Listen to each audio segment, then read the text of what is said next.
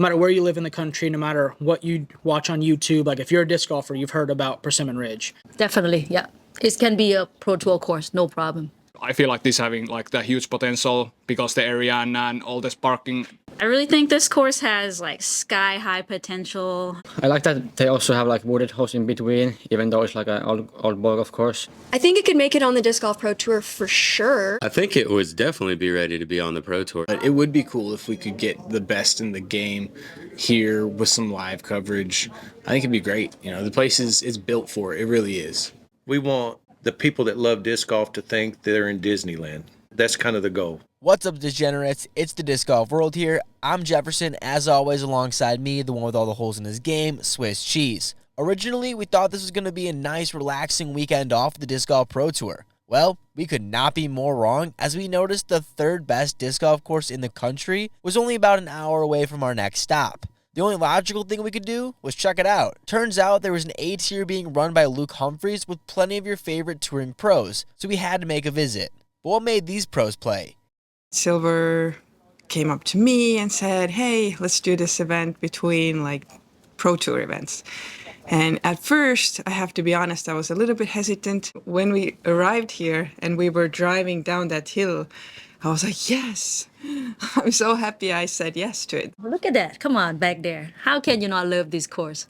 I just like to try something new, and the more I see, the more it's feel your life. We are traveling pretty far away from home, so I just want to play every single event I can. I was going to be here either way, whether I was playing or not, because it's a great spot to be for a week, and it finally worked out for me to make it back. The biggest contributor was the eclipse. Knowing that this is a beautiful course, seeing the GK Pro coverage, and just hearing from Luke Humphreys and everybody who's been here, being here, especially for the eclipse, would be amazing. If you want to hear more from the players about the course, check out the video we made right here to get to know all about that. But from my perspective, this property is one of the most beautiful I've ever seen. Drew Gibson put it in the best words if you ask me.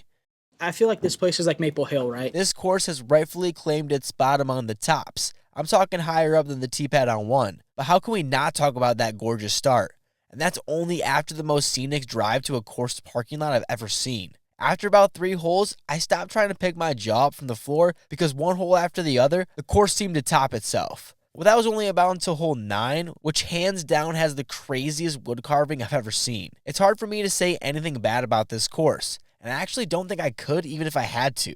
The best part is, it doesn't just stop at a legendary course either. It goes above and beyond, embracing disc golf culture in every facet it can.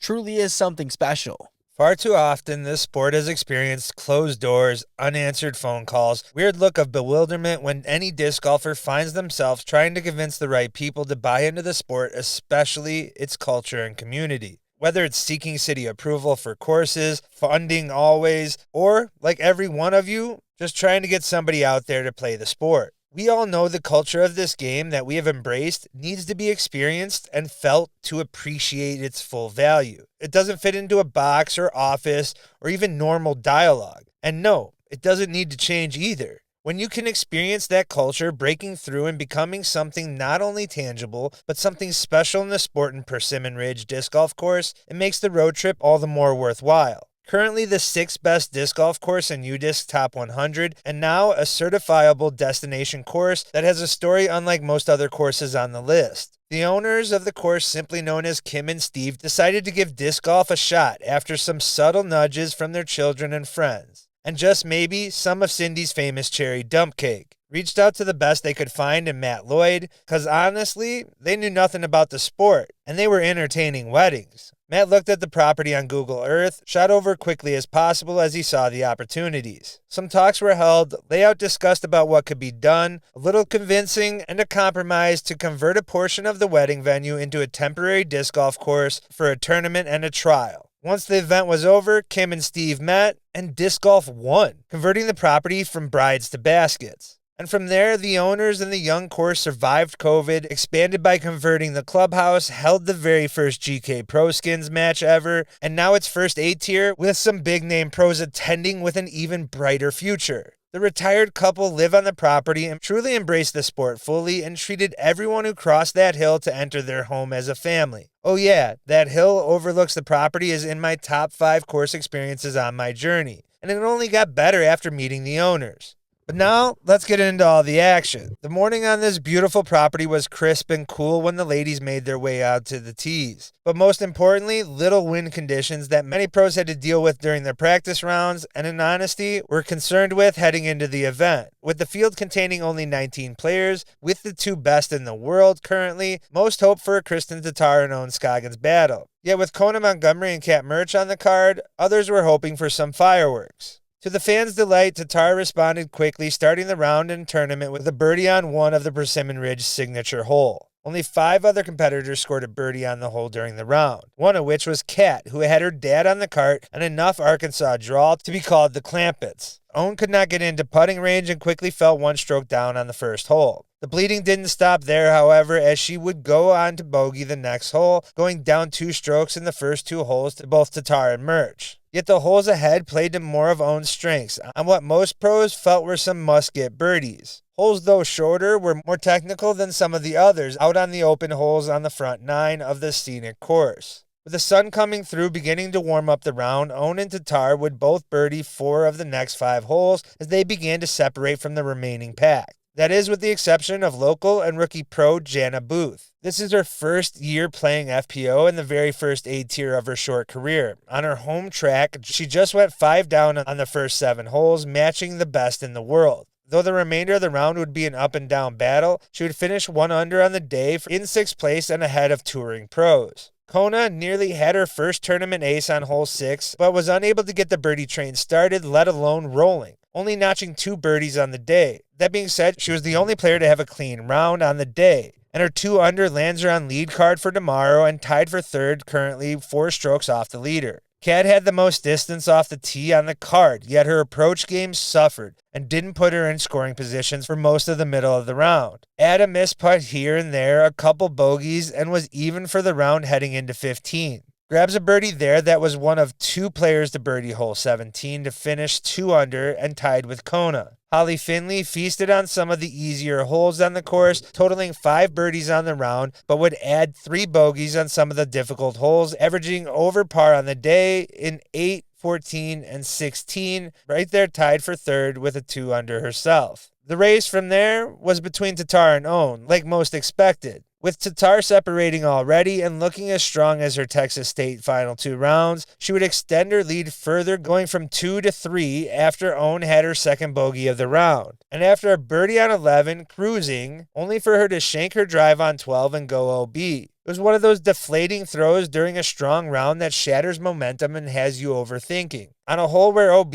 shouldn't have come into play that often. It would result in a double bogey and a 3-stroke swing after Owen's birdie, one of only 2 on the second most difficult hole on the day. Tied with 6 holes remaining, Tatar would regain the lead on the very next hole after a birdie, but would have yet another disaster of a drive into the woods, surrounded completely with a pitch out at best, which fought just enough outside, but in no position to run a putt on a rollaway hill, having to lay up for bogey. Owen would birdie this time with a 2-stroke swing and a stroke over Tatar, that she was able to maintain over the remaining 4 holes, setting the stage yet for another slugfest over the next 2 rounds. The wind should come into play more tomorrow than today, especially towards the later holes, one of which has a water carry. Over on the MPO side, Andrew Marweed took control of the top spot, finishing at 10 down with 2 bogeys. Marweed would not only show why he's the best C1X putter in the MPO, but also that it doesn't stop there, knocking down multiple circle 2-putts that helped him go on a birdie run that stretched for 7 holes,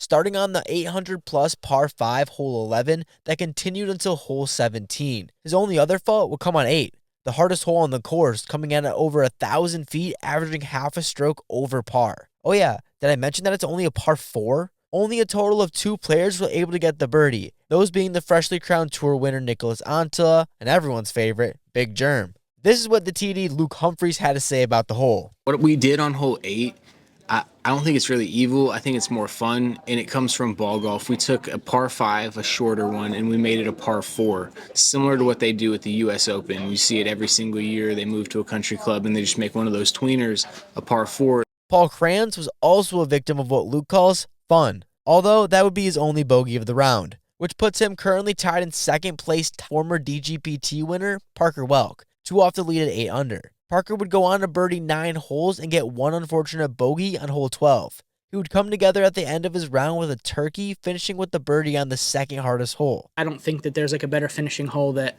we'll probably play all year. I mean, personally, I think that it's pretty simple in the sense of like, the fairway is pretty big, especially if you're a big thrower. It almost gets wider the further you go. I don't think you realize how steep it is until you're standing there. It's like this. Big Germ must be a fan, as he would also snag the birdie on this hole.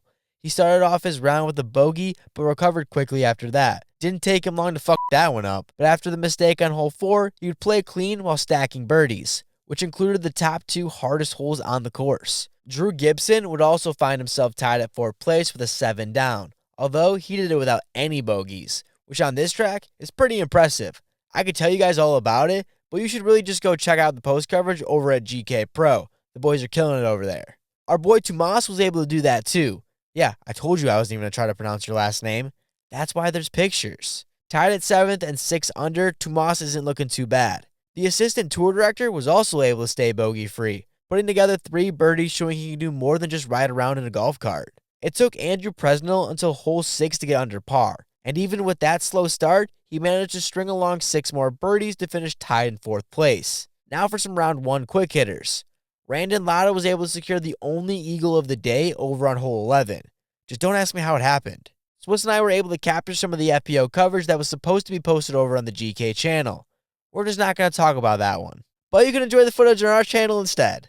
Comment below which disc golfer you think would be the best at ping pong, and stay tuned for tomorrow's recap to see who won tonight's tournament. If you haven't already, make sure to check out the video we made about the history of this course, which happens to be the 3rd best course in the entire country, and as the owner calls it, the Disney World for disc golfers. And that's everything you need to know from round 1 of the 6th annual Presimmon Ridge Retreat. If you enjoyed, make sure to drop a like and subscribe. It's the easiest way to support the channel while we're on the road. Oh, and if you missed out on what the f*** is wrong with dynamic discs, check out the video right here.